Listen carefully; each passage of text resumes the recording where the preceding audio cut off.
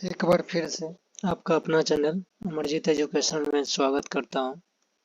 आज मैं भूगोल का ज्योग्राफी जो है इसका फर्स्ट चैप्टर भारत संसाधन एवं उपयोग इसका फर्स्ट यूनिट कंप्लीट करूंगा, इसलिए वीडियो को लास्ट तक देखें।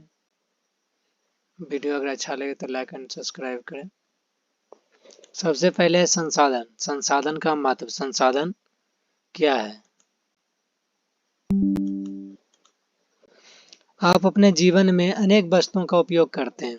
उपयोग में आने वाली ये सभी वस्तुएं संसाधन है। जो भी वस्तुओं का हम उपयोग करते हैं वो सभी संसाधन है।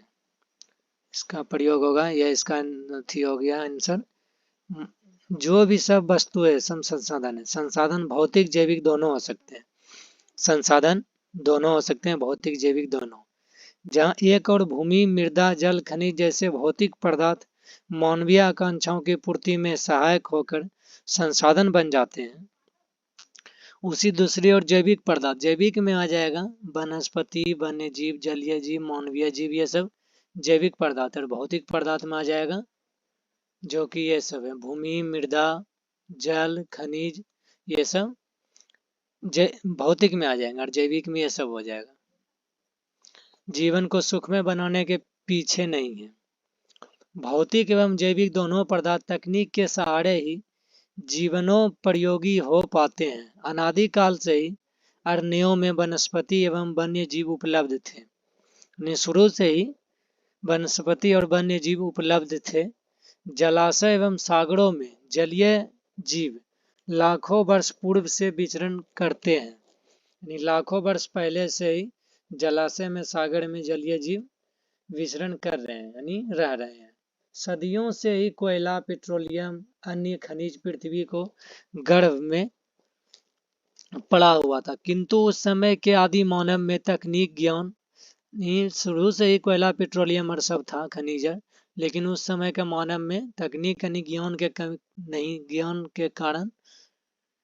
नहीं होने के कारण उस सब का अभाव था। नहीं, सबको पता नहीं लगा पाया कौन कोयला, पेट्रोलियम से क्या होता है। धीरे धीरे जनसंख्या और आवश्यकताओं में वृद्धि होती गई और वृद्धि ने मानव को ज्ञानार्जन के दर में त्वरित वृद्धि किया। इतना ही नहीं, आदि मानव तकनीक को पाकर ज्ञानी मानव बन गया। पर्यावरण में उपलब्ध पदार्थों का जनप्रिय तकनीक के सहारे जीवन को सुखमय बनाने में मानव सक्षम हो गया। जब पर्यावरण मानव द्वारा जनप्रिय तकनीक का प्रयोग होता है तब सभ्यता विकसित होती है और मानवीय जीवन निर्वाह के तौर तरीके, सांस्कृतिक संसाधन को, स्थिति को प्राप्त कर लेते हैं। और संसाधन का अर्थ बहुत ही व्यापक है। इसका भूगोलविद जिम्मरमैन, संसाधन होते नहीं बनते हैं, ये किसने बोला था? इसका नाम था जिम्मरमैन, जो कि बोला था संसाधन होते नहीं बनते हैं। वर्तमान परिवेश में सेवा को भी संसाधन माना गया। कोई गायक या कवि या चित्रकार अन्य क्रियाकलाप से धनार्जन या स्वयं को संतुष्ट करता है, तब उनके द्वारा ये कार्यकलाप भी संसाधन कहलाएंगे। जो भी काम और धंधा करता है कवि, चित्रकार, वो सब संसाधन ही है। कविता रचना, चित्रकार के चित्रकारी, गायक की गायिका भी संसाधन है। गायक की गायिका नहीं, ये सब संसाधन है। सच कहते हैं मानव स्वयं भी संसाधन है। मानव स्वयं भी एक संसाधन है, क्योंकि इनके पास ज्ञान, तकनीक होता है जिसके सहारे वो किसी भी वस्तु का उपयोग बना सकता है। संसाधन एक प्राकृतिक उपहार भी है। जैसे पर्यावरण ये और मानव ये, इसका प्रौद्योगिक तकनीक से मनुष्य और संस्थाएं ये दोनों बना सकता है, तो मानव एक संसाधन हम कह सकते हैं कि मानव एक संसाधन है। संसाधन किसी भी देश का आर्थिक, सामाजिक मेरुदंड होता है। संसाधन विपत्र राष्ट्र अंतर्राष्ट्रीय दौड़ में पिछड़ जाते हैं। इसका मतलब ये नहीं है, यानी ये पिछड़ जाते हैं अंतर्राष्ट्रीय दौड़ में, लेकिन इसका ये मतलब नहीं तो संपन्न राष्ट्र विकास करते हैं प्राकृतिक संसाधन से। जापान एक ऐसा देश है जो प्राकृतिक संसाधन में अत्यंत विपन्न है। जापान एक ऐसा देश है जो कि सबसे ज्यादा प्राकृतिक संसाधन का सही से उपयोग किया है। इनके मानव संसाधन तकनीकी दृष्टि से इतने सबल है कि यह देश उपलब्ध सभी पदार्थों का विवेकपूर्ण उपयोग कर विकसित देशों के श्रेणी में खड़ा है। अतः किसी देश के विकास में भौतिक एवं जैविक संसाधन के साथ साथ मानव संसाधन की भी बहुत भूमिका होती है।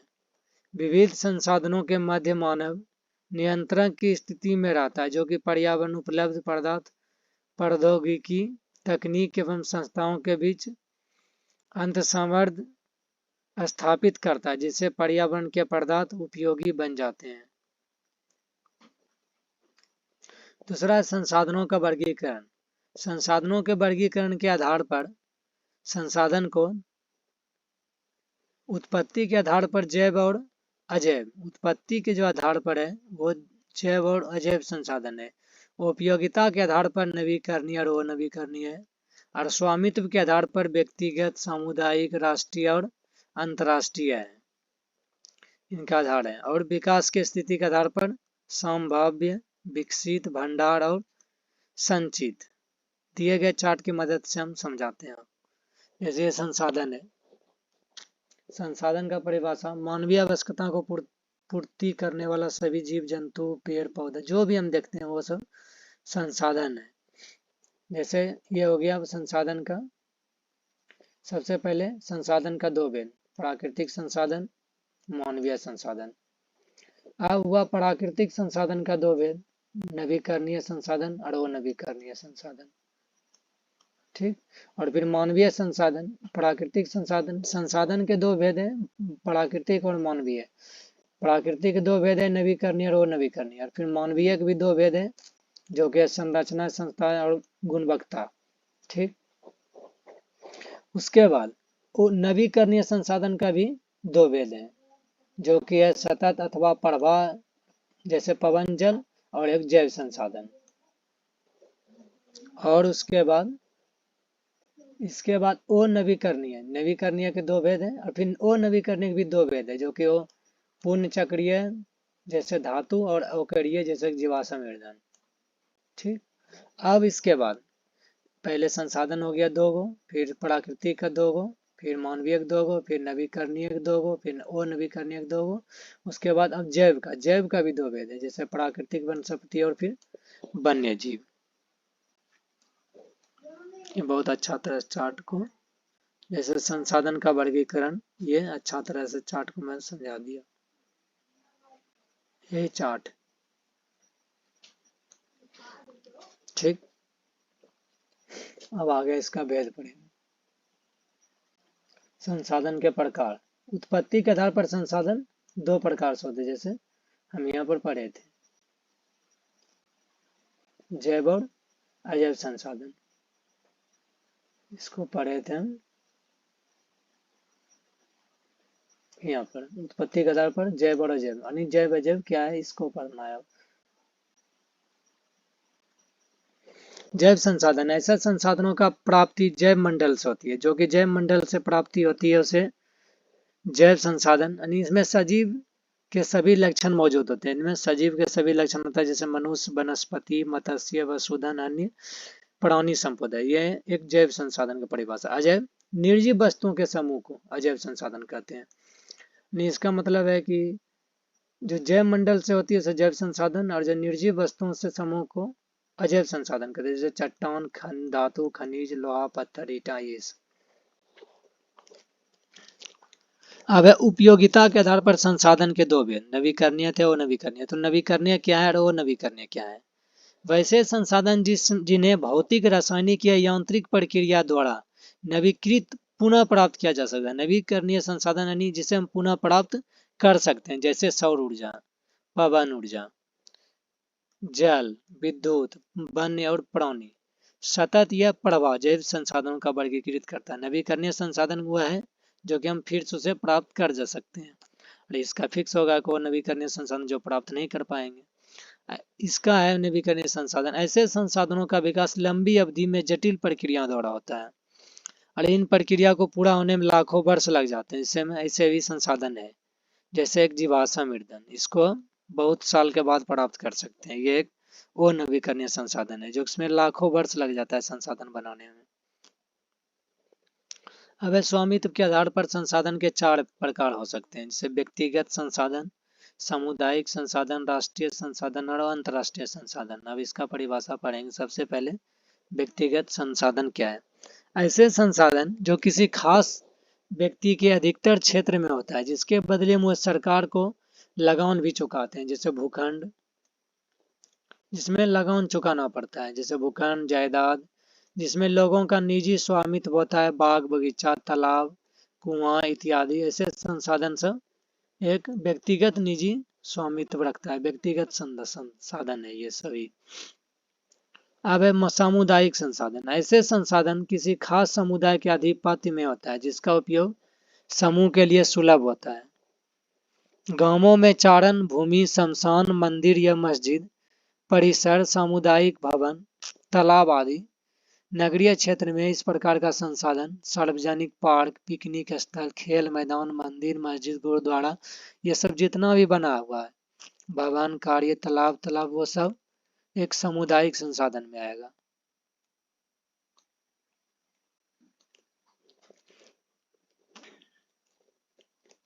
ठीक।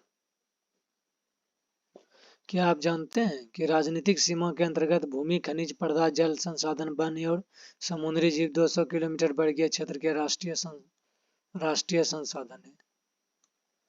समुद्री जीव का 200 किलोमीटर महासागरीय क्षेत्र में राष्ट्रीय संसाधन भी है।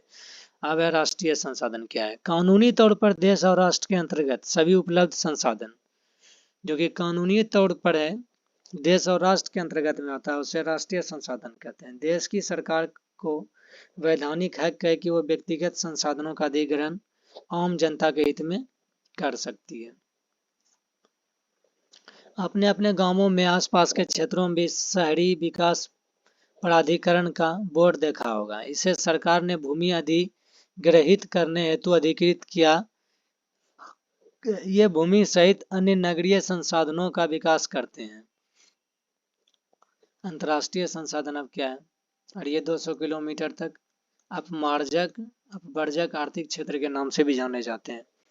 ऐसे संसाधनों का नियंत्रण अंतर्राष्ट्रीय संस्था करती है, जो कि तटरेखा 200 किलोमीटर दूरी के छोड़कर खुले महासागरीय संसाधनों पर किसी देश के आधिपत्य नहीं होता। ऐसे संसाधनों का उपयोग सिर्फ अनुसंधान के हेतु अंतर्राष्ट्रीय संस्थाओं को सहमति से किसी राष्ट्र द्वारा किया जाता है।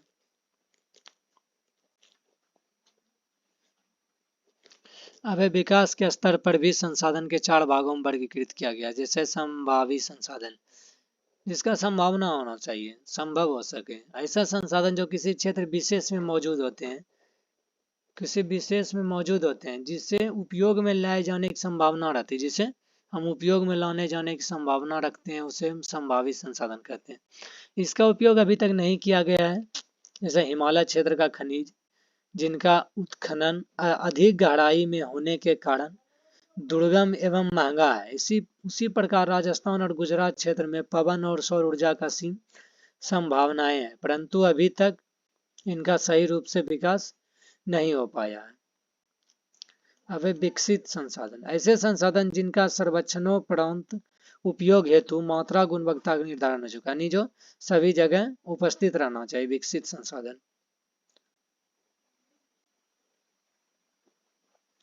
बताया जा चुका है संसाधनों का विकास तकनीक और उनकी संभाव्यता पर निर्भर होता है। अब है भंडार संसाधन क्या है? ऐसे संसाधन पर्यावरण में उपलब्ध होते हैं तथा मानवीय आवश्यकताओं की पूर्ति में सक्षम है। उपयोग हेतु उपयुक्त प्रौद्योगिकी के अभाव में इन्हें केवल भंडारित संसाधन के रूप में देखा जाता है। जैसे जल, हाइड्रोजन, ऑक्सीजन का यह यौगिक है, जिसमें ऊर्जा उत्पादन की असीम क्षमता छिपी हुई है, लेकिन उच्च तकनीक के अभाव में ऐसे संसाधनों का उपयोग नहीं कर पा रहे हैं। जैसे संचित कोश संसाधन, वास्तव में ऐसे संसाधन भंडार संसाधन के ही अंश है, जिसे उपलब्ध तकनीक के आधार पर प्रयोग में लाया जा सकता है और इसका तत्काल उपयोग प्रारंभ नहीं हुआ है और ये भविष्य की पूंजी है। नदी जल भविष्य में जल विद्युत उत्पन्न करने में उपयुक्त हो सकते हैं और वर्तमान में इसका उपयोग अत्यंत ही सीमित है। ऐसे संसाधन वन में बांधों में जल के रूप में संचित है। संसाधन नियोजन क्या है? अब क्या है? संसाधन नियोजन क्या है? संसाधन का प्रदेश के अंदर पाए जाने वाले खनिजों को उत्खनन और भंडार के क्षेत्र की सूची तैयार करना है, क्रियाकलाप करने के लिए बोला है। संसाधनों का विवेकपूर्ण उपयोग ही संसाधन नियोजन है। संसाधनों का विवेकपूर्ण उपयोग ही संसाधन नियोजन है। वर्तमान परिवेश में संसाधनों का विवेकपूर्ण उपयोग हमारे सामने चुनौती बनकर खड़ा है। संसाधनों के विवेकपूर्ण दोहन हेतु सर्वमान्य रणनीति तैयार करना संसाधन नियोजन की प्रथम प्राथमिकता है। संसाधन नियोजन किसी भी राष्ट्र के विकास के लिए आवश्यक होता है। भारत जैसे देश के लिए ये अपरिहार्य है, जहां संसाधन की उपलब्धता में अधिक विविधता के साथ सघन जनसंख्या व्याप्त है। यहाँ कई ऐसे प्रदेश है जो कि संसाधन संपन्न है और कई ऐसे भी प्रदेश है जो संसाधन के दृष्टि से काफी विपन्न है। कुछ ऐसे भी प्रदेश है जहाँ एक प्रकार के संसाधनों का प्रचुर भंडार है और अन्य दूसरे संसाधनों में गरीब है, जैसे कि झारखंड, मध्य प्रदेश, छत्तीसगढ़ आदि ऐसे देश हैं जहाँ की खनिज का कोयला प्रचुर भंडार है। कहाँ का? झारखंड, मध्य प्रदेश और छत्तीसगढ़ में यह प्रचुर मात्रा में कोयला खनिज है। उसी प्रकार बिहार में चूना पत्थर, पैराइट जैसे खनिजों में धनी है। अरुणाचल प्रदेश में जल संसाधन प्रचुर मात्रा में उपलब्ध है, परंतु कतिपय कारणों से उसका विकास नहीं हो पाया है। जैसे राजस्थान में सौर ऊर्जा के साथ साथ पवन ऊर्जा की प्रचुरता है, परंतु यह राज्य जल संसाधन के दृष्टि से अति निर्धन है। और भारत के अंतर्गत लद्दाख जैसे भी क्षेत्र हैं जो कि शीत मरुस्थल के रूप में अन्य भागों में अलग थलग हो गया है, लेकिन यह प्रदेश सांस्कृतिक विरासत का धनी है और यहाँ जल, महत्वपूर्ण खनिज एवं मौलिक अवसंरचना की बहुत कमी है। राष्ट्रीय, प्रांतीय और अन्य स्थानीय स्तरों पर संसाधनों के समायोजन और संतुलन के लिए संसाधन नियोजन की अनिवार्य आवश्यकता है। भारत में संसाधन नियोजन एक जटिल प्रक्रिया है। इसके लिए आवश्यक क्रियाकलाप की आवश्यकता होती है। ये क्रियाकलाप संसाधन नियोजन के सोपान होते हैं। इन सोपानों के सहारे किसी देश के उपलब्ध संसाधन का सदुपयोग कर उस देश की उन्नति का मार्ग प्रशस्त किया जा सकता है।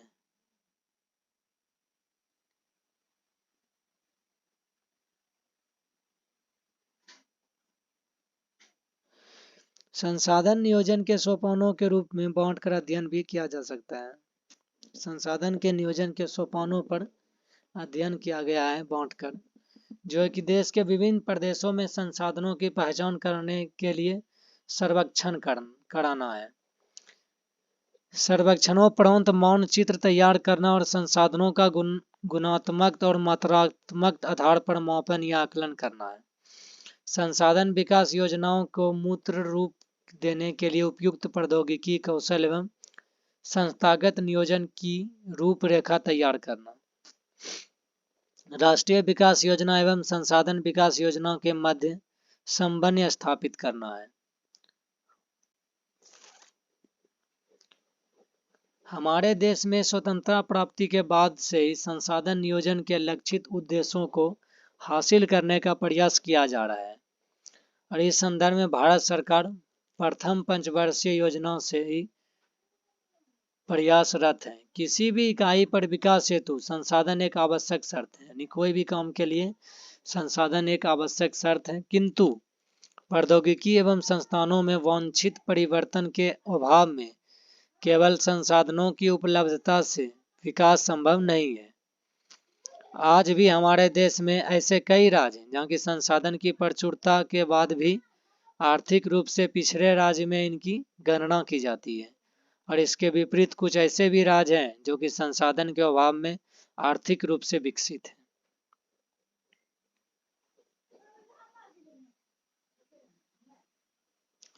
जैसे संसाधनों का संरक्षण, यानी इसका रक्षा कैसे कर सकते हैं संसाधन का। सभ्यता और संस्कृति के विकास में संसाधनों की अहम भूमिका होती है। संसाधन की अहम भूमिका है। संसाधनों का अविवेकपूर्ण का अतिशय उपयोग विविध प्रकार के सामाजिक, आर्थिक, सांस्कृतिक एवं पर्यावरणीय समस्याओं को जन्म देते हैं। इन समस्याओं के समाधान हेतु विभिन्न स्तरों पर संरक्षण की आवश्यकता है। संसाधनों का नियोजित और विवेकपूर्ण उपयोग ही संरक्षण कहलाता है। प्राचीन काल से संसाधनों का संरक्षण समाज सुधारकों, नेताओं, चिंतकों एवं पर्यावरणविदों के लिए एक चिंतनीय ज्वलंत विषय रहा है। इसे महान दार्शनिक एवं चिंतक महात्मा गांधी के विचार प्रासंगिक है। हमारे पास पेट भरने के लिए बहुत कुछ है, लेकिन पेटी भरने के लिए नहीं। मेधा पाटेकर, ठीक। नर्मदा बचाओ अभियान, सुंदरलाल बहुगुणा, चिपको आंदोलन एवं संदीप पांडे द्वारा वर्षा जल का कीर्तित भूमि का विस्तार। सुंदरलाल बहुगुणा ने चिपको आंदोलन का भाषण दिया था और मेधा पाटेकर ने नर्मदा बचाओ अभियान का। अत्यंत सराहनीय कदम है। गांधी जी कई चिंतकों का मानना है कि मानव का स्वार्थी और लालची प्रवृत्ति तथा अत्याधुनिक तकनीक के शोषणात्मक क्रियाकलाप संसाधन को तीव्रतम ह्रास के लिए मजबूर कर देता है। जैसे गांधी जी मशीन द्वारा उत्पादन के घोर विरोधी थे। वो बड़े जन समुदाय द्वारा उत्पादों के उत्पादन के समर्थक थे, जिससे एक बड़ी आबादी को बेरोजगारी जैसे सामाजिक कोर से बचाया जा सके। उनका मानना था कि इस प्रक्रिया में श्रमिकों में कार्य दक्षता के विकास में वृद्धि होगी और संसाधनों के विदोहन पर भी विराम लग सकेगा। संसाधन के संरक्षण हेतु अंतर्राष्ट्रीय स्तर पर अनेक सम्मेलन हुए हैं। सर्वप्रथम 1968 ईस्वी में क्लब ऑफ रोम ने इसकी वकालत शुरू की थी। 1968 में क्लब ऑफ रोम ने इनकी वकालत शुरू की थी संसाधन का। और 1974 ईस्वी में शुमशेर की पुस्तक स्माइल हिज ब्यूटीफुल में इससे संबंधित गांधी जी का विचार भी प्रस्तुत किया था। 1974 में एक पुस्तक शुमशेर की पुस्तक था जो कि स्माइल इज ब्यूटीफुल था। वो गांधी जी के विचार में भी प्रकाशित हुए थे। ब्रेटलैंड आयोग द्वारा प्रस्तुत 1987 का प्रतिवेदन भी संसाधन संरक्षण के संबंध में विश्व जगत की दृष्टि खोलने में कारगर सिद्ध हुआ। इसमें सतत विकास की संकल्पना के साथ संसाधन संरक्षण पर भी बल दिया गया था। और इसी रिपोर्ट में बाद में हमारा साझा भविष्य हावर कॉमन फ्यूचर शीर्षक भी दस्तावेज प्रकाशित किया। से रियो डी जेनेरो ब्राजील में 1992 ईस्वी में आयोजित पृथ्वी सम्मेलन भी संदर्भ में एक सुयोजित प्रयास था। 1997 ईस्वी में न्यूयॉर्क में द्वितीय पृथ्वी सम्मेलन तथा 2002 में जोहान्सबर्ग में आयोजित तृतीय पृथ्वी सम्मेलन संसाधन संरक्षण की दिशा में विश्व स्तरीय सराहनीय एक प्रयास है। सतत विकास की अवधारणा क्या था? संसाधन मनुष्य के जीविका का आधार है। जीवन की गुणवत्ता बनाए रखने के लिए संसाधनों के सतत विकास की अवधारणा अत्यंत आवश्यक है। संसाधन प्रकृति प्रदत्त उपहार है कि अवधारणा के कारण मानव ने इनका अंधाधुंध दोहन किया है, जिसके कारण पर्यावरणीय समस्या भी उत्पन्न हो गई है। व्यक्ति के लालच लिप्सा ने संसाधनों का तीव्रतम दोहन कर संसाधनों के भंडार में चिंतनीय ह्रास लिया है। संसाधनों का केंद्रीकरण खास लोगों के हाथों में आने से समाज दो स्पष्ट भागों में संपन्न और विपन्न बंट गया है। संपन्न लोगों द्वारा स्वार्थ के वशीभूत होकर संसाधनों का विवेकहीन दोहन किया गया है, जिससे विश्व पारिस्थितिक में घोर संकट की स्थिति संपन्न हो गई है। भूमंडलीय तापन, ओजोन क्षय, पर्यावरण प्रदूषण, मृदा क्षरण, भूमि विस्थापन, अम्लीय वर्षा और समय ऋतु परिवर्तन जैसी परिस्थिति संकट पृथ्वी पर व्याप्त सभ्यता संस्कृति की निगल जाने को तैयार है। अगर इन स्वार्थी तत्वों या देशों द्वारा अनवरत विद्रोहन चलता रहा तो पृथ्वी का जैव संसार विनाश के आगोश में समा जाएगा। उपरोक्त परिस्थितियों से निजात पाने एवं विश्व शांति के साथ जैव जगत का गुणवत्ता जीवन लौटाने के सर्वप्रथम समाज में संसाधनों का न्याय संगत बंटवारा अपरिहार्य है। दूसरे शब्दों में संसाधनों को नियोजित उपयोग होना आवश्यक है। इससे पर्यावरण के बिना क्षति पहुंचाए भविष्य की आवश्यकताओं को मद्देनजर वर्तमान विकास को कायम रखा जा सकता है। ऐसे धारणा को सतत विकास कही जाती है और इससे वर्तमान विकास के साथ भविष्य में भी सुरक्षित रह सकते हैं। इसमें स्मरणीय बात कुछ याद करने लायक है। प्रथम पृथ्वी सम्मेलन का आयोजन 3 से 14 जून 1992 को रियो डी जेनेरो ने किया गया, जिसमें विकसित और विकासशील देशों के लगभग 178 प्रतिनिधि भाग लिया था।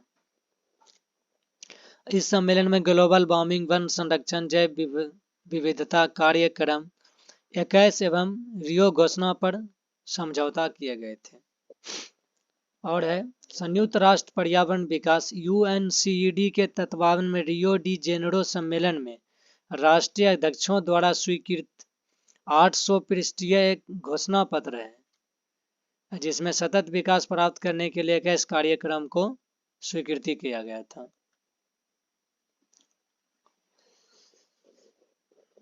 और इस एजेंडा 21 को गठित करने हेतु सभी देशों को निर्देश दिए गए।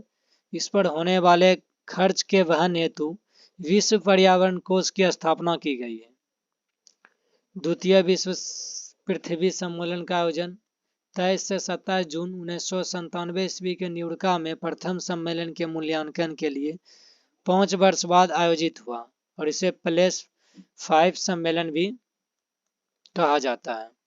क्योटो सम्मेलन दिसंबर 1997 में पृथ्वी को ग्लोबल वार्मिंग से बचाने के लिए जापान के क्योटो में सम्मेलन आयोजित हुए, जिसमें 159 देशों ने भाग लिया। उसमें 6 गैस थे: CO2, methane, NO2, HFC, carbon dioxide, methane, nitrogen oxide और HFC, फ्लोरोकार्बन। सल्फर हेक्साक्लोराइड को ग्लोबल वार्मिंग के लिए जिम्मेदार मानते हुए इसका उपयोग में कटौती पर सहमति बनी, जहां कि यूरोपीय संघ ग्रीन हाउस गैसों के उत्सर्जन में 8%, संयुक्त राज्य अमेरिका 7%, जापान 6% के कटौती पर सहमत हुए और इसे मॉन्ट्रियल समझौता 1987 को विस्तार में भी माना जा सकता है। इस सम्मेलन को विश्व पर्यावरण सम्मेलन या ग्रीन हाउस सम्मेलन के नाम से भी जाना जाता है। और अब हुआ तृतीय सम्मेलन, तृतीय पृथ्वी सम्मेलन। इसका आयोजन 10 वर्ष बाद 26 अगस्त 4 सितंबर 2002 में जोहान्सबर्ग में आयोजित हुआ था। इस सम्मेलन में पर्यावरण संबंधित 150 धाराओं पर विश्व स्तरीय सहमति तैयार करना था और इस सम्मेलन का कोई परिणाम नहीं निकल सका। इस सम्मेलन में विश्व के विभिन्न देशों से लगभग 2000 प्रतिनिधि ने भाग लिया था।